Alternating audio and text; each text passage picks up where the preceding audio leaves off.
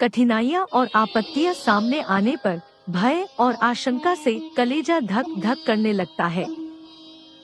अपने साधनों में कमी दिखने पर भविष्य अंधकार में प्रतीत होने लगता है। पर जिसे ईश्वर पर विश्वास है, वह सदा यही अनुभव करेगा कि कोई बड़ी शक्ति मेरे साथ है। जहाँ अपना बल थकेगा वहाँ उसका बल मिलेगा।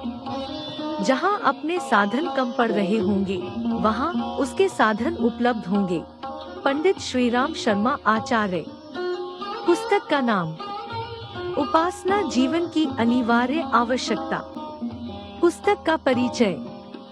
जिंदगी को ठीक तरह जीने के लिए हम सबको एक साथी की आवश्यकता होती है।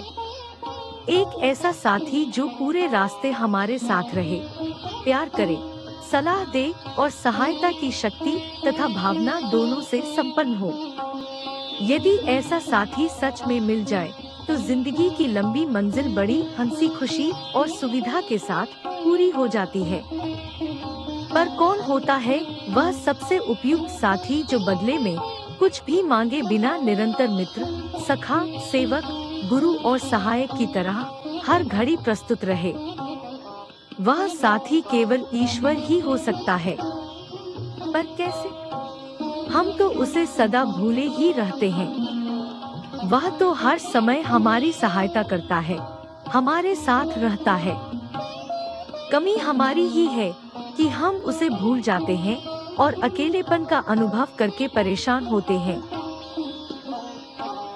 परंतु जब उसे अपने रोम रोम में समाया हुआ अजस्र प्रेम और सहयोग बरसाता हुआ अनुभव करते हैं तो साहस हजारों गुना अधिक हो जाता है।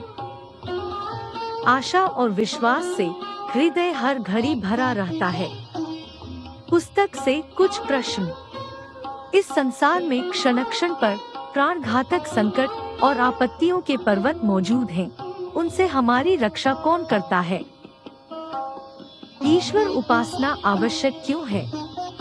जीवन में प्रतिकूलताएं क्यों आती हैं और उनके प्रति हमारी क्या प्रतिक्रिया होनी चाहिए?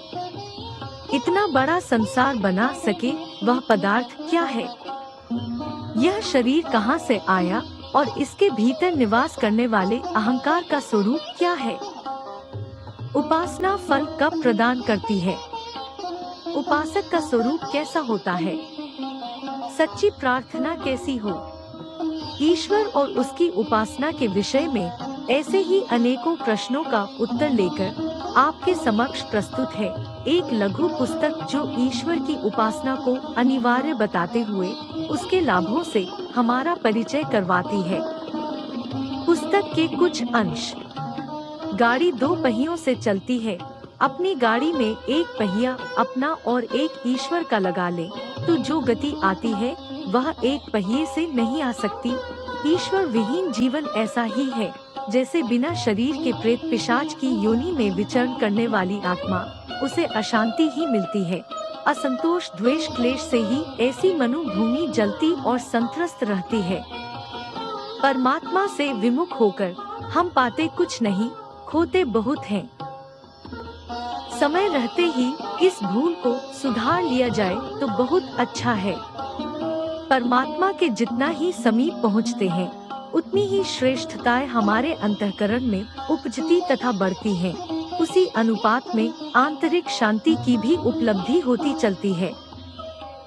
विपन्नता हमारी त्रुटियों का शोधन करने और पुरुषार्थ बढ़ाने के लिए ही आती है। आलस्य और प्रमाद को, अहंकार और मत्सर को मनोभूमि से हटाना ही प्रतिकूलताओं का उद्देश्य होता है। सच्चे आस्तिक को अपने प्रिय परमेश्वर पर सच्ची आस्था होती है और वह अनुकूलताओं की तरह प्रतिकूलताओं का भी खुले हृदय से स्वागत करता है। प्रेम, करुणा, आत्मीयता और सौजन्य की अजस्र धाराएं परमात्मा से प्रवाहित होती रहती हैं।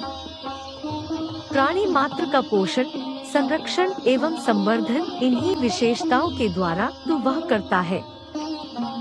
ऐसे प्रभु के समीप बैठने वाले में यही विशेषताएं अवतरित होती हैं। ईश्वर और जीव की निकटता, एक दूसरे के रूप में परिणत होना, जिस मानसिक तत्व के आधार पर संभव हो सकता है उसका नाम है प्रेम भक्ति। पुस्तक के कुछ बिंदु। हम ईश्वर से विमुख न हो। ईश्वर उपासना आवश्यक क्यों? उपासना अनिवार्य है और आवश्यक भी। उपासना फलवती कैसे हो? ईश्वर उपासना से महान आध्यात्मिक लाभ।